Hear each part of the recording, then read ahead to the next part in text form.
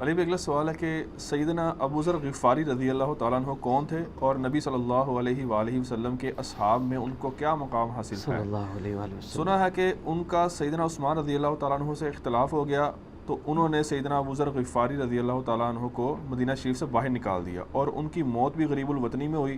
Please ان کے فضائل و حالات و واقعات پر کچھ روشنی ڈالیں۔ سر ابو ذر غفاری رضی اللہ تعالیٰ عنہ کے تو حالات بیان کرنے کے لیے بڑا پتھر کا دل چاہیے، اتنے سوز و گداز والی زندگی ہے ان کی۔ ہاں، جامعہ ترمذی میں حدیث ہے، نبی صلی اللہ علیہ وآلہ وسلم نے ارشاد فرمایا کہ اس نیلی چھتری کے نیچے ابو ذر غفاری سے سچا انسان کوئی نہیں ہے۔ کون کہہ رہا ہے؟ نبی صلی اللہ علیہ وآلہ وسلم، جو خود صادق اور امین ہے۔ اور جامعہ ترمذی میں ایک اور حدیث ہے، نبی علیہ السلام نے فرمایا کہ ابو ذر غفاری سے بڑھ کر کوئی عہد وفا کرنے والا اور زہد میں میری امت میں نہیں ہے، یہ میری امت میں عیسیٰ ابن مریم کی مثل ہے، ابو ذر غفاری۔ اور عیسیٰ ابن مریم وہ ہیں جن کے بارے میں روایتوں میں آتا ہے کہ وہ دنیا سے اتنے زاہد تھے کہ وہ برتن میں پانی بھی نہیں پیتے تھے، وہ کہتے تھے یہ بھی دنیا کا مال ہے، اپنے ہاتھوں میں پانی پیا کرتے تھے، یعنی دنیا کو 3 طلاقیں دی ہوئی تھی۔ تو نبی علیہ السلام فرمایا میری امت میں سیدنا عیسیٰ ابن مریم کی مثل زہد میں ابو ذر غفاری ہیں۔ یہ لفظ ہے ابو ذر غفاری، غفاری نہیں ہے لفظ، غفاری زیر ہے اور فا کے اوپر تشدید بھی نہیں ہے۔ تو ابو ذر غفاری رضی اللہ تعالیٰ عنہ علیہ السلام نبی علیہ السلام کے لاڈلے اصحاب میں سے تھے۔ صحیح بخاری میں ان کے قبول اسلام کا پورا واقعہ موجود ہے۔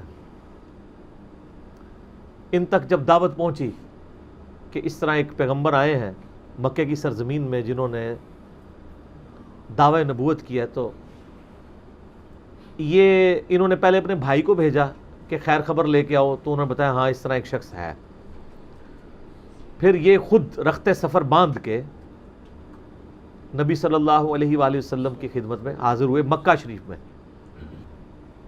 تو صحیح بخاری میں آتا ہے کہ یہ گئے، یعنی مکہ شریف میں اب ڈر بھی رہے تھے، کیونکہ ان کو پتا تھا کہ نبی علیہ السلام کی مخالفت بھی بہت زیادہ ہے، کہ اگر میں کسی سے نبی علیہ السلام کے بارے میں پوچھا تو ہو سکتا ہے میرے ساتھ کوئی ایسی ایکٹیویٹی پرفارم نہ کر دے۔ تو یہ حرم مکہ میں انہوں نے ڈیرا ڈال لیا، اور کہتے ہیں میں جتنے دن وہاں رہا نا تو آب زمزم ہی پیتا تھا۔ جب میری کھجوریں ختم ہو گئی، زمزم کھانے کا کام بھی کرتا تھا اور پینے کا بھی، زمزم طاقت والا پانی۔ تو کہتے ہیں سب سے پہلے میری جس شخص سے ملاقات ہوئی وہ سیدنا علی ابن ابی طالب تھے رضی اللہ تعالیٰ عنہ علیہ السلام۔ تو کہتے ہیں حضرت علی نے جب مجھے آبزرو کیا نہ تو مجھے اپنے ساتھ گھر لے گئے، کہ پردیسی ہے، کھانا شانا کھلایا، رات ٹھہرایا۔ کہتے ہیں نہ انہوں نے مجھ سے پوچھا کہ کس لیے آئے ہو، نہ میں نے ان کو بتایا۔ یہ میں آپ کو اخلاقیات بتا رہا ہوں کہ دعوت کا کام کتنا ٹھنڈے کر کے کرنا پڑتا ہے۔ آپ تو کہتے ہیں پہلے دن ہی کسی کو رفع الیدین شروع کرواتے ہیں، اتنا آسان نہیں ہوتا یہ۔ تو دوسرا دن بھی اسی طرح گزرا، تیسرا دن بھی۔ تو 3 دن کے بعد ابو ذر غفاری نے خود حضرت علی پہ اعتماد کیا، اور ان کو اندازہ ہوا کہ یہ بڑا، تو انہوں نے کہا میں یعنی ایک، اور حضرت علی نے بھی ایکسپوز نہیں کیا کہ میں نبی علیہ السلام کے قریبی لوگوں میں سے ہوں۔ تو ان کا کہ مجھے تم ایک اچھے انسان لگے ہو تو میں اس کام کے لیے آیا ہوں، تو تم مجھے گائیڈ کرو محمد ابن عبداللہ کے بارے میں ان سے ملنا چاہتا ہوں صلی اللہ علیہ وسلم۔ تو سیدنا علی نے کہا کہ واقعی وہ تو اللہ کے پیغمبر ہیں، اور اس طرح۔ تو پھر وہ حضرت ابو ذر غفاری کو نبی علیہ السلام کے پاس لے گئے، نبی علیہ السلام کے پاس تھوڑی دیر بیٹھے، انہوں نے اسلام قبول کر لیا۔ اور سر اسلام کیا قبول کیا، اتنا اعلیٰ درجے کا ایمان۔ نبی علیہ السلام فرمایا تم اپنے قبیلے میں واپس چلے جاؤ، جب مکے میں ہمارا غلبہ ہوگا یا کوئی اللہ تعالیٰ راہ نکالے گا، ابھی تو جو بھی اسلام قبول کرتا ہے اس کی پھینٹی لگتی ہے، تو میں کوئی نہ کوئی تمہیں مطلب بتا دوں گا، ابھی تم اپنا ایمان پوشیدہ رکھو، اپنے علاقے میں چلے جاؤ۔ ان کا یا رسول اللہ ایسے نہیں ہو سکتا۔ وہ جناب آگے مکے خانہ کعبے کے اندر آ کے انہوں نے کہا میں گواہی دیتا ہوں کہ اللہ ایک ہے اور محمد صلی اللہ علیہ وسلم اس کے رسول ہیں۔ تو مشرکین عرب ان پہ ٹوٹ پڑے، خوب مارا، حتیٰ کہ عباس بن عبد المطلب جو اس وقت تک مسلمان نہیں ہوئے تھے، نبی علیہ السلام کے چچا تھے، لیکن چونکہ بنو ہاشم سے تھے، اور بنو ہاشم آپ کو پتہ ہے متولی تھے کعبہ شریف کے، انہوں نے اپنے آپ کو ابو ذر غفاری کے اوپر گرا لیا کہ تاکہ ان کو کوئی مارے نہ. انہوں نے کہا تمہیں پتہ نہیں ہے قبیلہ یعنی غفاری قبیلے سے تعلق رکھتا ہے تو اس کے قبیلے کے لوگ آ کے یہاں پہ لڑائی کریں گے ہم سے, کیونکہ قبائلی سسٹم تھا نا, اس میں یہ نہیں دیکھا جاتا تھا کہ اس کا مذہب کیا ہے, پہلے نمبر پہ دیکھا جاتا ہے یہ ہمارے قبیلے کا ہے, تم نے ہمارے قبیلے کے بندے کو مارا, تمہیں نہیں چھوڑیں گے. اسی وجہ سے آپ دیکھیں نا, بنو ہاشم اسلام قبول نہ کرنے کے باوجود نبی علیہ السلام کی پشت پہ تو کھڑے رہے نا, اور یہ پہلے بھی ہوتا رہا. قرآن حکیم میں آتا ہے نا کہ شعیب علیہ السلام کی قوم کیا کہتی ہے کہ اے شعیب اگر تیرا قبیلہ تیرے ساتھ نہ ہوتا کب سے تیرا کام کر چکے ہوتے. اس لیے انبیاء ڈومیننٹ قبائل میں آتے ہیں جو شریف النفسی والے ہوتے ہیں, جن میں ایک سسٹم ہوتا ہے پورا. تو اور پھر جو ہے نا وہ اگلے دن پھر ابو ذر غفاری نے اس طرح ہی کلمہ پڑھا, پھر ان کی پٹائی ہوئی, پھر حضرت عباس نے ان کو بچایا اور پھر وہاں سے یعنی وہ چلے گئے. یہ پوری حدیث صحیح بخاری میں ہے, اور بلکہ بخاری میں پورا ایک چیپٹر ہے ابو ذر غفاری کے اسلام لانے کا واقعہ. امام بخاری نے ابو ذر غفاری کا پروٹوکول یہ رکھا ہے کہ اس نام کا پورا چیپٹر بنایا ہے, ابو ذر غفاری کے اسلام لانے کا واقعہ. باقی یہ درویش صفت آدمی تھے اور دنیا کو 3 طلاقیں دی ہوئی, اور وہ اس لیے کہ انہوں نے نبی علیہ السلام کو بڑا کلوزلی آبزرو کیا تھا. نبی علیہ السلام کی جتنی احادیث دنیا سے زہد اور دنیا پرستی کی مذمت پہ ہے نا, اکثر احادیث کے راوی ابو ذر غفاری ہیں. چونکہ انہوں نے نبی علیہ السلام کو بڑا کلوزلی آبزرو کیا ہوا تھا, تو اس لیے وہ صحابہ کرام پہ جب دنیا کے خزانے کھول دیے گئے, اور بعض اصحاب اور بعض تابعین میں انہوں نے جب دنیا کی محبت میں غلبہ اور عیاشی کا لیول دیکھا تو ان سے وہ برداشت نہیں ہوتا تھا. انہوں تو نبی علیہ السلام کی صحبت کی ہوئی تھی, وہ کہتے تھے یہ دیکھو یار ہم لوگ تو فاقے کرتے تھے اور ہمارا پیغمبر ہمیں یہاں تک تعلیمات دیتا تھا کہ اے اللہ محمد اور آل محمد کو بس اتنا ہی رزق دینا کہ روح اور جسم کا رشتہ برقرار رہے. یہ حدیث بخاری و مسلم میں ہے, اور بخاری و مسلم میں حدیث ہے حضرت عمر کو نبی علیہ السلام نے ڈانٹتے ہوئے کہا جب وہ چٹائی کے نشان دیکھے, ان کا یا رسول اللہ رو پڑے کہ کیسر و کسرا تو دنیا کے مزے لوٹ رہے ہیں اور آپ اللہ کے نبی ہیں. تو آپ فرمایا کہ تم اس پہ خوش نہیں کہ وہ دنیا کے مزے لوٹیں اور تم آخرت کی سعادت لوٹو, اور لگتا ہے عمر تم پہ دنیا کی حقیقت آج بھی نہیں کھلی. جن لوگوں کے سامنے یہ ساری چیزیں تھیں, جن لوگوں نے نبی علیہ السلام کا وہ پیریڈ دیکھا تھا, پھر ان کو یہ بھی پتا تھا کہ بخاری و مسلم میں نبی علیہ السلام کے جو آخری خطبات میں سے شہدائے احد کے اوپر جو نماز جنازہ آپ نے 8 سال بعد پڑھی, اور وہاں پہ آپ نے جنازے یعنی ادھر قبرستان میں خطبہ دیا عبرت کے لیے, اور اس میں کئی چیزیں تھیں. ایک تو یہ تھی کہ یہ یہاں پہ وہ لوگ دفن ہیں جنہوں نے اسلام کے لیے قربانی دی ہے, اور ان کا پھل تم نے کھانا ہے. وہ دنیا سے اسی طریقے سے گئے ہیں, دفن میں نہیں دیا گیا کئی لوگوں کو. نمبر 2, اسی میدان میں مال غنیمت سمیٹنے کی وجہ سے ایک فتح شکست میں بدل گئی تھی, جبکہ اللہ کے نبی بھی موجود تھے, اللہ نے اس کا بھی لحاظ نہیں کیا, اور وہ فتح شکست میں بدل گئی کہ انہوں نے مال غنیمت لپیٹنے میں نبی علیہ السلام کی حکم عدولی کر دی, تو تاکہ بعد میں یہ معاملہ نہ ہو. تو وہاں آپ کا خطبہ بخاری مسلم دونوں میں ہے. آپ نے فرمایا کہ, اور حضرت عقبہ ابن عامر کہتے ہیں میں نے آخری دفعہ نبی علیہ السلام کو ممبر پہ اسی دن دیکھا تھا. آپ نے فرمایا کہ میں اللہ کی قسم اپنے حوض کوثر کو اس وقت دیکھ رہا ہوں, اللہ نے دکھا دیا. اور آپ نے فرمایا کہ مجھے یہ خطرہ نہیں ہے کہ تم میرے بعد شرک کرنے لگو, لیکن مجھے ڈر ہے کہ تم دنیا کے مال میں پھنس جاؤ گے اور پھر تم ایک دوسرے کو قتل کرو گے جس طرح اگلی قوموں نے کیا, اور تم بھی تباہ و برباد کر دیے جاؤ گے جس طرح اگلے. اس سے زیادہ کیسے آپ ڈر سناتے؟ اب یہ ساری چیزیں موجود تھیں. آپ فرمایا مجھے خطرہ یہ ہے کہ دنیا کا مال تم پہ کھول دیا جائے گا, ان قریب کیسر و کسرا کے خزانے تمہارے پاس آ جائیں گے, جو بخاری مسلم میں آتا ہے نا کہ نبی علیہ السلام نے کہا کہ مجھے اللہ نے 2 خزانے عطا کر دیے, ٹھیک ہے, زمین کی خزانوں کی چابیاں, اور جس سے وہ بریلویوں نے کچھ اور ہی قیدا بنا لیا. اس میں موجود ہے کہ کیسر و کسرا کے خزانے, یعنی آپ کو بتایا گیا کہ رومن اور پرشین امپائر جو ہے مسلمان فتح کر لیں گے یرموک اور قادسیہ کے اندر, اور مسلمانوں کے پاس وہ دولتیں آ جائیں گی, پھر آہستہ آہستہ وہ بھی اسی یعنی دنیا کی محبت کا شکار ہو جائیں گے. اب یہ ساری باتیں حضرت ابو ذر غفاری کے سامنے تھی, حتیٰ کہ صحیح بخاری میں آتا ہے کہ ابو ذر غفاری کہتے ہیں مجھے دن یاد ہے کہ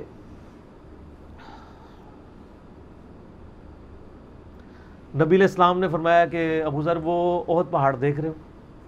تو کہتے ہیں میں نے احد پہاڑ کی طرف دیکھا اور میں یہ سوچ رہا تھا کہ ابھی مجھے آپ کسی کام کے سلسلے میں وہاں بھیجیں گے. دن کا وقت تھا, تو میں اپنے ذہن میں یہ اندازہ لگانا شروع کر دیا کہ کوئی کام بتائیں گے تو میں یہ پہنچ کے واپس کتنی دیر میں آؤں گا. لیکن آپ نے یہ بات نہیں کرنی تھی. آپ نے فرمایا کہ اگر یہ سارا پہاڑ جو کئی کلومیٹرز پہ پھیلا ہوا ہے, آج بھی احد پہاڑ موجود ہے مدینہ شریف میں, مسجد نبوی سے بھی نظر آتا ہے، اور جو شہدائے احد کا قبرستان ہے اس کی بالکل بیک سائڈ پہ کئی کلومیٹرز پہ پھیلا ہوا. اگر یہ سارا سونے کا ہو تو آپ علیہ السلام فرمایا کہ میں سب کا سب اللہ کی راہ میں فوراً شام سے پہلے خیرات کر دوں. اپنے پاس میں 2 یا 3 دینار ہی رکھوں صرف، یعنی جو ٹوٹل زندگی گزارنے کے لیے سب خیرات کر دوں. اب مجھے بتائیں، جن لوگوں نے، یہ ابو ذر غفاری راوی، جن لوگوں نے یہ حدیثیں حضور سے سنی ہوئی تھی، جب وہ یہ دیکھتے تھے کہ رومن اور پرشین امپائر کے گرنے کے بعد جب مسلمانوں کے پاس خزانے آئے ہیں اور حضرت عثمان کے دور میں لوگوں کے لاکھوں روپے آج کے وظیفے لگ گئے ہیں گھر بیٹھے، وہ بھی انہی عیاشیوں میں پڑ گئے ہیں، تو ان کو یہ چیزیں ہضم نہیں ہوتی تھی. تو یہ شام ہجرت کر گئے تھے. نبی علیہ السلام نے پہلے ہی کہا تھا، المستدرک الحاکم میں تو ڈیٹیل موجود ہے. یہاں پہ میں آپ کو ضمن بتا دوں، اکثر لوگ صحابہ کرام کے حالات و واقعات کے بارے میں پوچھتے ہیں، مطلب پوری زندگیاں لگ جائیں تو وہ واقعات بیان کرتا رہے انسان، ختم نہیں ہوتے. اس میں 3 بڑی کتابیں ہیں جو یعنی اہل سنت کے ائمہ نے لکھی ہیں. اس میں جو ٹاپ آف دا لسٹ کتاب ہے وہ ہے اسد الغابہ. امام ابن اثیر المتوفی 630 ہجری نے 8000 صحابہ کے حالات و واقعات جمع کیے ہیں اس کے اندر. یہ اردو میں ترجمہ ہو چکا ہے شرح کے ساتھ. اس کی شرح لکھی ہے الاصابہ امام ابن حجر اسقلانی نے، المتوفی 852 ہجری. 8000 صحابہ کے حالات و واقعات، یہ سب سے بڑا ذخیرہ ہے ہمارے پاس. اسد الغابہ کی شرح الاصابہ، اور ایک اور کتاب ہے امام ابن عبد البر المتوفی 463 ہجری، الاستیاب ان کی کتاب ہے. اب وہ ابھی اردو میں ٹرانسلیٹ نہیں ہوئی ہے. اور اس کے علاوہ فضائل صحابہ جو چیپٹر ہیں بخاری میں، مسلم میں، وہ آپ کو چند ایک واقعات ملیں گے ڈیٹیلڈ. آپ کو المستدرک للحاکم میں جو 4تھی اور 5ویں جلد ہے نا، جو اردو ترجمے والی بریلویوں نے چھاپی ہے، وہ تو ساری ہے ہی صحابہ کرام کے بارے میں، اور ڈیٹیلڈ حالات ہیں. ابو ذر غفاری کے بارے میں بھی آپ کو آلموسٹ جتنی میں حدیثیں بیان کر رہا ہوں آپ کو مل جائیں گی. اس میں یہ حدیث نبی علیہ السلام نے، یعنی یہ حدیث ہے المستدرک للحاکم میں صحیح سند سے، کہ فرمایا آپ علیہ السلام نے کہ ابو ذر تیرا کیا حال ہوگا جب تو بھوسا لوگوں میں رہ جائے گا. اور آپ نے یوں انگلیاں ڈالی. اور ابو ذر غفاری کا انتقال 32 ہجری میں ہوا ہے حضرت عثمان کے دور میں. یہ بات عبداللہ بن عمر بن عاص کے بارے میں نہیں کہی تھی؟ وہ بھی ہے، وہ تو صحیح بخاری میں ہے. عبداللہ بن عمر بن عاص کو نبی علیہ السلام نے فرمایا تھا کہ تو بھوسا لوگوں میں رہ جائے گا. سیم الفاظ حضرت ابو ذر غفاری کے بارے میں حاکم میں ہے. آپ مستدرک الحاکم کا چیپٹر کھول لیں. وہ تو یزید کے دور تک گئے تھے نا، یہ حضرت عثمان غنی کے دور میں فوت ہوئے ہیں.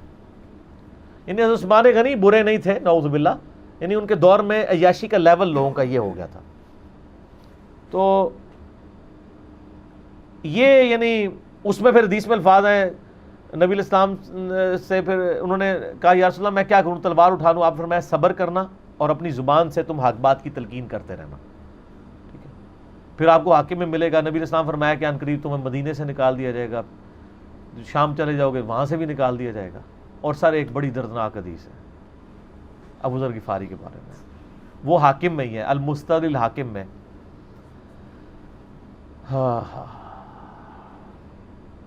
غزوہ تبوک آپ کو پتا ہے ایک ایسا غزوہ تھا جس میں جو شرکت نہیں کرے گا وہ منافق ڈکلیئر ہوگا. قرآن میں فتویٰ آ گیا تھا. اس سے پہلے کبھی نفیر عام نہیں تھی. یہ پہلا اور آخری موقع تھا، کیونکہ رومن امپائر سے ٹکرانا تھا. سپر پاور تھی دنیا کی، 1.5 لاکھ کی فوج لے کے کیسرے روم بارڈر پہ آ گیا تھا عرب کے. تو نبی علیہ السلام نے اناؤنسمنٹ کی کہ بھئی اب سب نے جانا ہے، جو نہیں جائے گا منافق شمار ہوگا، الا یہ کہ کسی کے پاس ریسورسز نہ ہو، یا کوئی مریض ہو، یا کوئی عورت ہو، یا کوئی معذور ہو. منافقین آگے بہانے کر رہے تھے. کچھ سادہ لوگ مسلمان بھی اس کا حصہ بن گئے. بخاری مسلم میں 3 اصحاب کی توبہ کا واقعہ بھی موجود ہے، وہ بھی میری ویڈیو ریکارڈڈ ہے. تو کعب بن مالک کی رضی اللہ تعالیٰ عنہ علیہ السلام. تو کچھ لوگ جو ہیں وہ یعنی اپنے ان معاملات کی وجہ سے کچھ پیچھے بھی رہ گئے. تو المستدرک الحاکم میں آتا ہے کہ صحابہ کرام کہتے ہیں کہ ہم نبی علیہ السلام کے ساتھ سفر پہ نکلے نا جب، تو نبی علیہ السلام کو آ کے کوئی بتاتا تھا، کہتا تھا یا رسول اللہ وہ جو فلاں بندہ تھا نا وہ بھی کوئی نہیں آیا، پیچھے رہ گیا. تو آپ علیہ السلام پرواہ نہیں کرتے تھے. پھر بتایا گیا یا رسول اللہ وہ بھی کوئی نہیں، یعنی جڑے نعرے مارتے سن اچے اچے جب ایسے کسی نے دسایا جائے گا سر وہ تہاڈا پکا جڑا یار ہے بیلی وہ بھی کوئی نہیں. تو حضور علیہ السلام کو لوگ نا فیڈ بیک دیتے یا رسول اللہ وہ بھی غائب ہے, وہ بھی نہیں آیا. اب 30,000 کے لشکر میں آپ نے کوئی ریکارڈ تو نہیں رکھا تھا, رجسٹر تھا, لیکن کدھر 30,000 بندوں میں کدھر کوئی رکھ سکتا ہے صاحب اس طرح, یا رسول اللہ وہ بھی رہ گیا وہ بھی. تو حضور علیہ السلام کہتے ہیں ٹھیک. آپ فرماتے تھے اللہ چاہے گا تو آ جائے گا, نہیں آئے گا تو نہیں آئے. تو کسی نے کہا کہ وہ ابو ذر غفاری بھی پیچھے رہ گیا. آیا اور ابو ذر کو اس کے اونٹ نے روک لیا. اونٹ ہی نہیں اٹھ رہا تھا نا سر, وہ آپ کو گاڑی تو نہیں ہے نا جو سٹارٹ کر لیں گے آپ, اونٹ چلنے سے انکار کر دیں, کوئی کر سکتا ہے؟ اور سر سفر کتنا ہے؟ 700 کلومیٹر. 700 کلومیٹر کا ریگستانی سفر آج کے دور میں بھی کرنا مشکل ہے. سائیکل پہ نہیں آپ کر سکتے, پیدل تو آپ سوچ بھی نہیں سکتے. اونٹ کے بغیر کیسے ہو سکتا ہے, جس میں آپ کو اونٹ اس لیے بھی ضروری ہے کہ اس کے اوپر آپ نے سامان لادنا ہے, پانی نہیں راستے میں پینا. ریگستان میں تو کئی کلومیٹرز تک کچھ بھی نہیں ہوتا, بھوکے پیاسے مریں گے. پھر آپ قافلے سے بھی جدا ہیں. تو ابو ذر غفاری کوشش کرتے رہے کس طریقے اونٹ, اسی دوران قافلہ نکل گیا آگے, تو وہ اونٹ اٹھا ہی نہیں ہے. تو حضرت ابو ذر غفاری نے اپنا سامان اپنی پیٹھ پہ لاد لیا, پیدل چل پڑے ریگستانی سفر میں. حاکم کی روایت ہے کہ ہم نے دیکھا دور سے ایک اکیلا شخص آ رہا ہے جس کی پیٹھ کے اوپر بورا لدا ہوا ہے. تو نبی علیہ السلام کی آپ محبت دیکھیں, آپ نے فرمایا کہ تو ابو ذر ہو جا, یعنی جو آنے والا شخص ہے تو ابو ذر ہو. یعنی حضور نے خواہش کا اظہار کیا. آپ کو نظر تو نہیں آ رہا تھا یہ کون آ رہا ہے, آپ کی محبت, آپ کو پتا تھا ابو ذر غفاری نہیں رہ سکتا پیچھے. تو صحابہ کہتے ہیں آپ نے فرمایا تو ابو ذر ہو جا. تو صحابہ کہتے ہیں تھوڑی دیر بعد جب وہ قریب آئے تو ہم نے پہچان لیا ابو ذر غفاری ہیں. تو جب ہم نے پہچان لیا نا, تو حضور علیہ السلام نے ان کے پہنچنے سے پہلے آپ نے فرمایا ابو ذر کو دیکھو اکیلا آ رہا ہے, اکیلے ہی دنیا سے جائے گا اور قیامت دن بھی اکیلا اٹھایا جائے گا. دنیا سے کیا کہہ رہے گے. صحیح بخاری میں آتا ہے کہ حضرت عثمان غنی رضی اللہ عنہ کے دور میں چکے, یہ اس حدیث کا بھی کچھ حصہ باقی ہے, میں بعد میں بیان کروں گا, پہلے میں اس کو کنکلوڈ کر لوں. کہ صحیح بخاری میں آتا ہے کہ حضرت ابو ذر غفاری شام چلے گئے تھے, وہاں پہ چونکہ گورنر تھے حضرت معاویہ رضی اللہ تعالیٰ عنہ. وہ قرآن کی وہ جو سورہ توبہ کی آیات ہے نا, کہ جو لوگ سونا اور چاندی جوڑ کے رکھتے ہیں یہ گرم کر کے ان کی پیٹھوں پہ, ان کے ماتھے کے اوپر لگایا جائے گا قیامت والے دن. تو وہ یہ آیت پڑھا کرتے تھے, اور حضرت معاویہ سے ان کا جھگڑا رہتا تھا کہ تم لوگ جو یہ مال جوڑ رہے ہو نا, اور یہ اتنے خزانے تم لوگوں نے بنا لیے ہیں, یہ نبی علیہ السلام کی تعلیمات کے خلاف ہے. تو حضرت معاویہ کہتے تھے یہ تو اہل کتاب کے بارے میں آیات نازل ہوئی ہیں. تو وہ کہتے تھے نہیں, یہ سب کے بارے میں ہے. اب شرعی حکم یہ ہے کہ مال آپ جوڑ سکتے ہیں اگر آپ زکوٰۃ دے رہے ہیں, لیکن یہ پسندیدہ نہیں ہے, طریقہ نبوت یہ نہیں ہے. نبی علیہ السلام نہیں جوڑ سکتے تھے, پوری زندگی زکوٰۃ دینے کی نوبت نہیں آئی ہے, حالانکہ خمس ملتا تھا, خیرات کرتے تھے. ابو ذر غفاری کا جھگڑا یہ تھا کہ تم تو نبی کے اصحاب ہو, تم لوگوں کو یہ زیب ہی نہیں دیتا کہ تم لوگ اس طرح کے محلات میں رہو اور اس طرح مال جوڑو. تو اب چونکہ سینئر صحابی تھے, ان کو ہاتھ ڈالنا بھی آسان نہیں تھا. پھر نبی علیہ السلام نے فرمایا ہو کہ اس سے زیادہ سچا انسان ہی کوئی نہیں. تو حضرت معاویہ نے خط لکھا حضرت عثمان کو کہ جی اس بندے سے میری جان چھڑائے نا, اس کو آپ واپس بلائیں. تو حضرت معاویہ نے جب خط لکھا تو حضرت عثمان نے ان کو کہا تم مدینہ شریف واپس آ جاؤ. مدینہ شریف جب یہ واپس آئے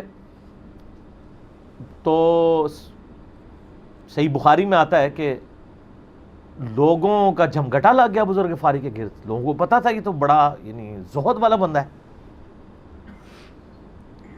تو ابو ذر غفاری وہی حدیثیں سنایا کرتے تھے کہ حضور نے فرمایا یہ احد پہاڑ سونے کے برابر ہو تو میں خیرات کر دوں گا. جبکہ باقی صاحب کہتے تھے کہ مال جوڑنا جائز ہے اگر زکوٰۃ کوئی دیتا رہے. وہ یہ کہتے تھے کہ یار یہ تم لوگوں کو تو زیب نہیں نہ دیتا, یار تم لوگ تو یہ باتیں نہ کرو, تم لوگ نبی کی صحبت یافتہ ہو, تم لوگوں کو تو زہد ہونی چاہیے تم لوگوں کی زندگی میں. اب لوگوں کا ہجوم ان کے گرد لگ گیا اور پھر حضرت عثمان نے ان کو خلیفہ وقت تھے بلایا اور کہا کہ یار تو خود ہی مدینہ شریف چھوڑ کے یہاں سے چلا جا، تیری وجہ سے فتنہ کھڑا ہو رہا ہے۔ تو حضرت عثمان نے کہا میں نے تو نبی علیہ السلام سے سنا تھا کہ حکمرانوں کی اطاعت کرنا، صبر کر لینا۔ تو ایک زبدہ نامی کا ایک گاؤں تھا مدینہ شریف کے پاس، شہر سے ہٹ کے، تو وہ پھر وہاں پہ ہجرت کر گئے۔ آپ دیکھیں ریونج کیسا تھا، لوگ کتنے ڈرے ہوئے تھے کہ ابو ذر اپنی بوڑھا شخص 80-90 سال کا بابا اپنی ایک بڑھیا بیوی کو لے کے اس عمر میں شہر بدر ہو رہا ہے اکیلا۔ آج نہیں آپ سوچ سکتے کسی جگہ آپ اکیلے جا کے پڑاؤ کریں، کسی بیابان کے اندر، ریگستان کے اندر۔ اس زمانے میں آپ سوچ رہے، آج کل بھی آپ مدینہ شریف کے گرد چلے جائیں تو آپ وہاں نہیں ایک رات بھی نہیں گزار سکتے۔ تو کوئی شخص حضرت ابو ذر غفاری کو سی آف کرنے نہیں آیا سوائے حضرت علی کے، اور وہ بھی مدینے کی باؤنڈری تک آئے۔ ان کو پتہ تھا ان کے سٹانس کے بارے میں، اور حضرت علی نے ان کو جب سی آف کیا تو کہا کہ میں چونکہ حکمران وقت کی اطاعت کا پابند ہوں، میں مدینے کی باؤنڈری سے باہر نہیں جاؤں گا۔ اگر مجھے کوئی اس طرح کا یعنی حکم کی اجازت مل جاتی تو میں تیرے ساتھ جاتا۔ ایران والوں نے حضرت علی علیہ السلام کے زندگی کے آخری 10 سال کے اوپر ایک فلم بنائی ہے، امام علی علیہ السلام۔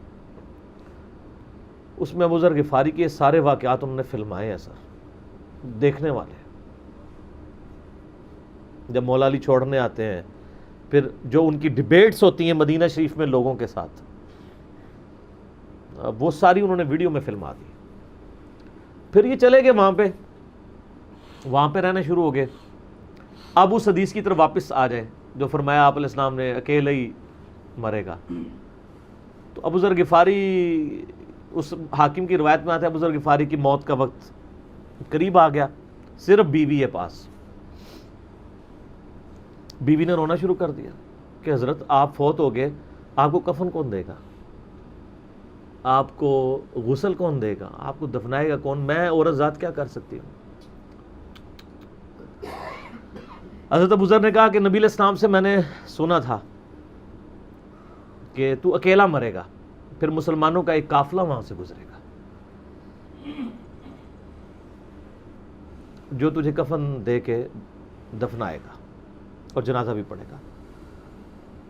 تو نے فکر نہیں کرنی، جب میں مر جاؤں تو میری لاش کو چوراہے پہ رکھ دینا، گزرگاہ پہ، جو یعنی مدینہ کی طرف راستہ آتا تھا گاؤں ایریا سے گزر کے، اللہ میرا بندوبست کر دے گا۔ وہی ہوا کہ ان کے مرنے کے بعد مسلمانوں کا ایک قافلہ دور سے آ رہا تھا۔ تو اسی مستقل حاکم کی حدیث میں آتا ہے کہ سر قافلہ بھی سنے پھر کون ہے، عبداللہ ابن مسعود رضی اللہ عنہ۔ ابو ذر غفاری بھی زہد کے امام، ابن مسعود بھی زہد کے امام، ابو درداء بھی زہد کے امام۔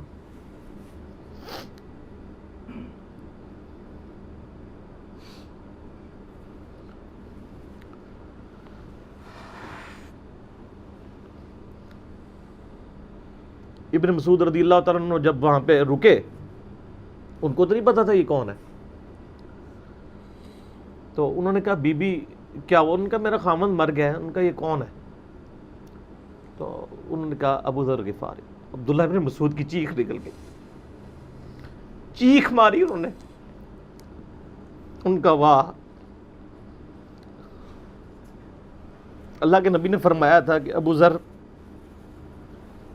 اکیلا آ رہا ہے تبوک کے موقع پہ، دنیا سے بھی اکیلا جائے گا، اور قیامت والے دن بھی اکیلا اٹھایا جائے گا۔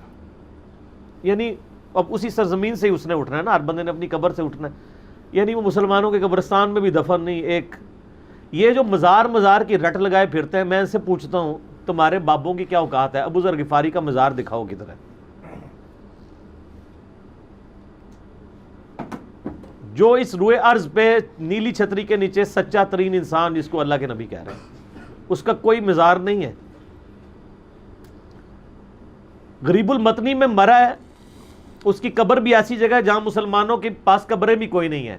ایک ریگستان میں اکیلی قبر ہے، اس قبر کا بھی کسی کو نہیں پتا، اس پہ کوئی مزار بھی نہیں ہے، اور قیامت الدین بھی اکیلا اٹھایا جائے گا، یعنی قیامت تک وہاں پہ کوئی قبرستان بھی نہیں بنے گا.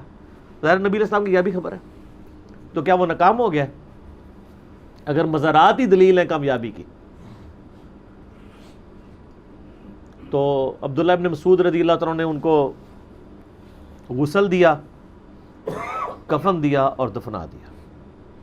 یہ پوری ڈیٹیلز آپ کو المستدرک الحاکم میں مل جائیں گی.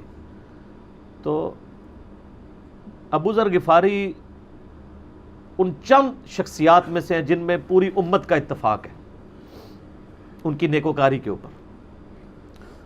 شیعہ بھی ان کو بہت رسپیکٹ دیتے ہیں، اہل سنت بھی دیتے ہیں، صوفیاء کے ہاں بھی ان کو امام مانا جاتا ہے زہد کی وجہ سے. آپ تصوف کی جتنی کتابیں پڑھیں، چاہے امام غزالی کی ہوں، رسالہ قشیریہ پڑھیں، اور لوگوں کو بھی پڑھنا شروع کریں، تو ابو ذر غفاری آپ کو زہد کے امام کے طور پہ ملیں گے کہ ان کی زندگی میں یعنی یہ زہد تھا کہ انہوں نے کس طرح کی زندگی گزاری ہے.